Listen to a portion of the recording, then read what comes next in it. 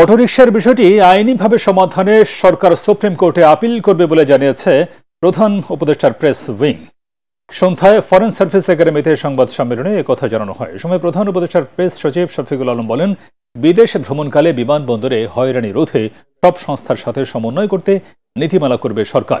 জনদুর্ভোগ সৃষ্টি হয় এমন কর্মসূচি পরিহার করে যথাযথ প্রক্রিয়ায় দাবি দেওয়া তুলে ধরার আহ্বান জানিয়েছেন প্রধান উপদেষ্টার উপপ্রেস সচিব আবুল কালাম আজাদ মজুমদার।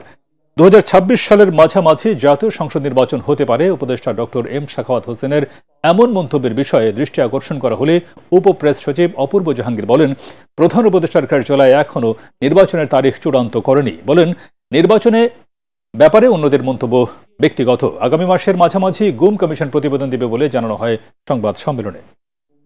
সরকারের কাছে আনুষ্ঠানিকভাবে কোনো প্রতিবেদন প্রকাশ করেনি। গুম কমিশনের সাথে গত কিছুদিন আগে মাননীয় প্রধান উপদেষ্টা এবং আরও কয়েকজন অন্যান্য উপদেষ্টা মিলে একটা বৈঠক হয়েছে। সেখানে তারা প্রতিশ্রুতি দিয়েছেন ডিসেম্বরের মাঝামাঝি তারা একটা ইন্টারিম রিপোর্ট দেবেন। সেই রিপোর্টের ভিত্তিতে সরকার যদি কোনো ব্যবস্থা নেওয়ার প্রয়োজন মনে করে তাহলে ব্যবস্থা নেবে।